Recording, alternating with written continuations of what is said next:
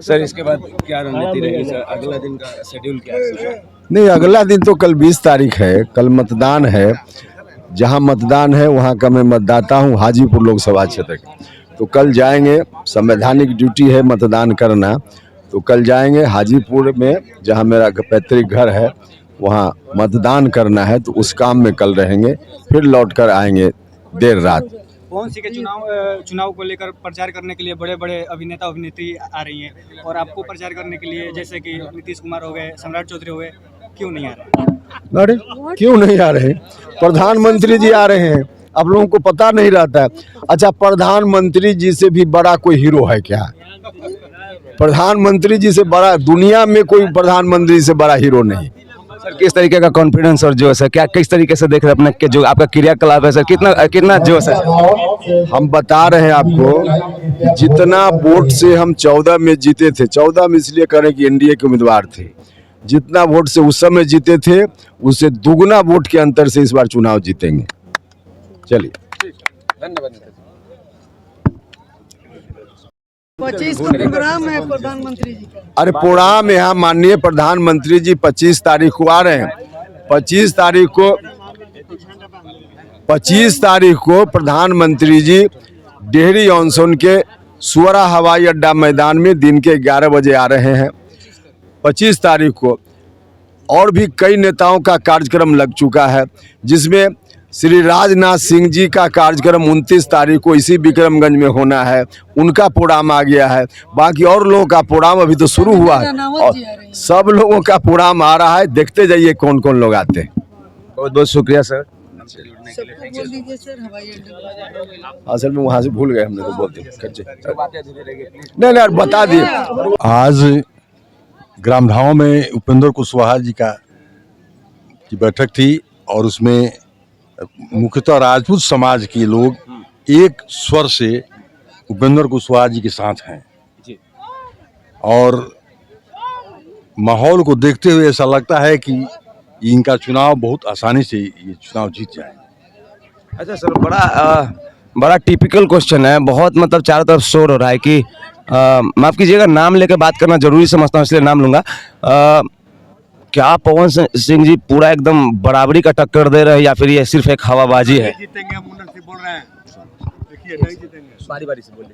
पवन सिंह निर्दलीय चुनाव लड़ रहे हैं और निर्दलीय चुनाव लड़ने वाले की स्थिति बहुत कमजोर होती है। अभी 89-90 में 2 बार बिहार से निर्दलीय उम्मीदवार चुनाव जीता है, इसके बाद कोई चुनाव नहीं जीता है। ये निर्दलीय कोई व्यक्ति चुनाव नहीं जीता है, पार्टी चुनाव जीतती है, गठबंधन चुनाव जीतता है। और ये यहाँ भी लड़ाई मुख्यतः एनडीए और इंडियन गठबंधन के बीच है। पवन सिंह यहाँ पर कुछ नहीं। अच्छा सर, मतलब पूरी तरीके से मोदी जी का फेस वैल्यू काम करेगा कड़े हुए में कुशवाहा जी के साथ हैं? मोदी जी का और बिहार के मुख्यमंत्री नीतीश कुमार जी का कामों का असर पड़ेगा और एनडीए प्रत्याशी बहुमत से चुनाव जीतेंगे। अच्छा, थोड़ा सा आप कुछ बोलना चाहते थे, बोल लीजिए। क्या लग रहा है, क्या हवा का रुख क्या है? पवन से नहीं जीतेंगे, वोट नहीं है। थोड़ा सा इसको समझा दीजिए दर्शकों को। पवन सिंह का वोट नहीं है। क्यों नहीं जीतेंगे?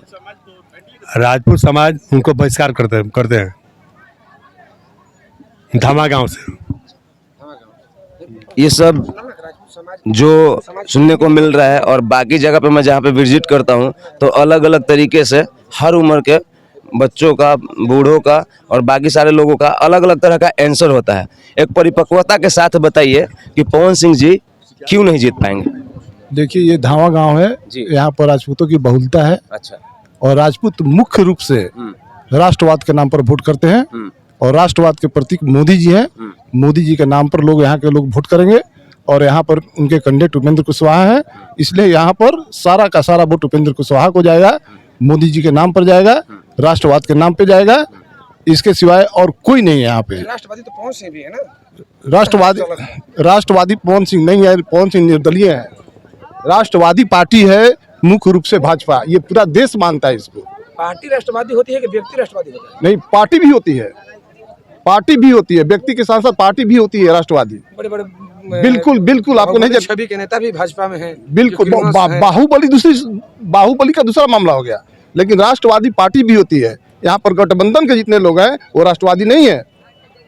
राष्ट्रवादी पार्टी अगर कोई पूरे हिंदुस्तान में है तो भाजपा है, और उसके लोग राष्ट्रवादी है। अरविंद केजरीवाल राष्ट्रवादी पार्टी के नहीं है। बिल्कुल नहीं, वो टुकड़े गैंग के सदस्य है अरविंद केजरीवाल। टुकड़े गैंग के सदस्य हैं अरविंद केजरीवाल, वो राष्ट्रवादी पार्टी नहीं है। राष्ट्रवादी पार्टी सिर्फ हिंदुस्तान में एक ही है और वो है भाजपा।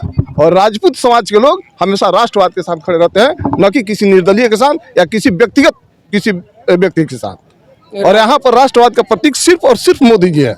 लेकिन राजपूत समाज के बीच में ही ना पवन सिंह, जितना राजपूत का गांव है उसी गांव में भ्रमण कर रहे हैं। अभी अमित मुखिया जी, मैं बता दूं, राजपूत कभी भी जात पात के आधार पर वोट नहीं करता। राजपूत हमेशा राष्ट्रवाद और धर्म के नाम पर वोट करता है।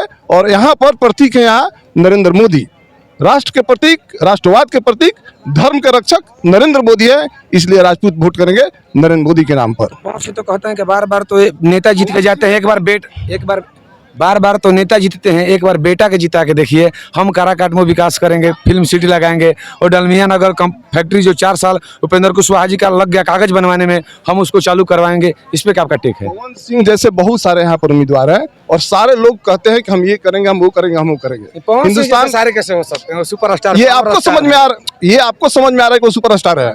ये जिसके लिए सुपरस्टार होंगे उनके लिए है, हमारे लिए नहीं है। हमारे लिए सुपरस्टार हर क्षेत्र के सुपरस्टार नरेंद्र मोदी है।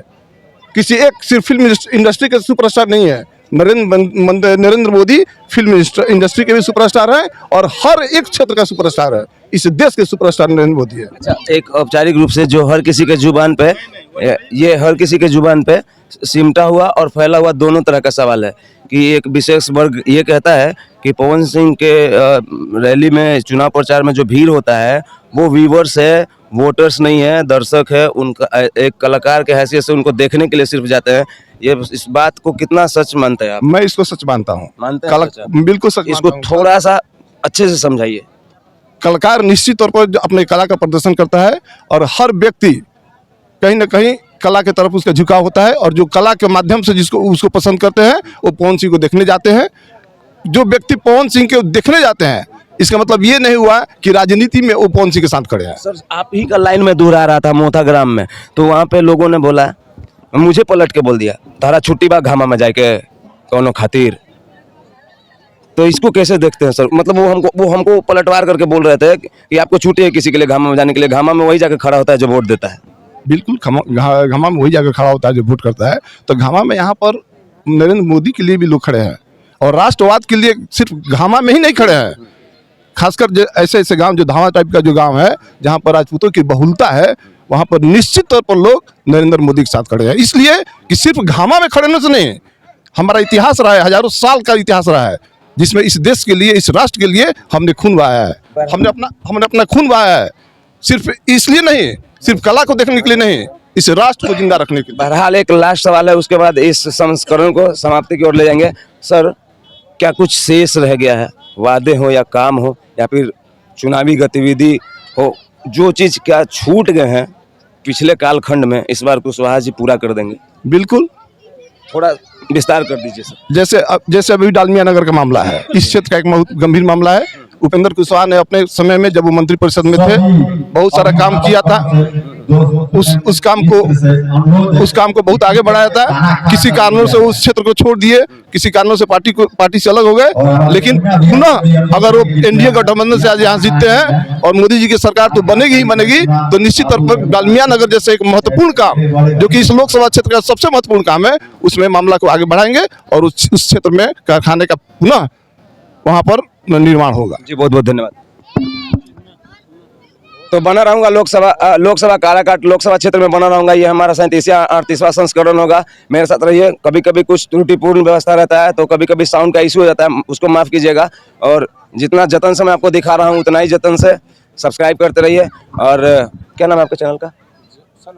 Son of village. हमारे इस मुहिम में आज के लिए जुड़े हैं, तो उनको भी क्रेडिट जाता है, तो उनको भी सब्सक्राइब कर लीजिएगा। Link in bio. Thank you so much.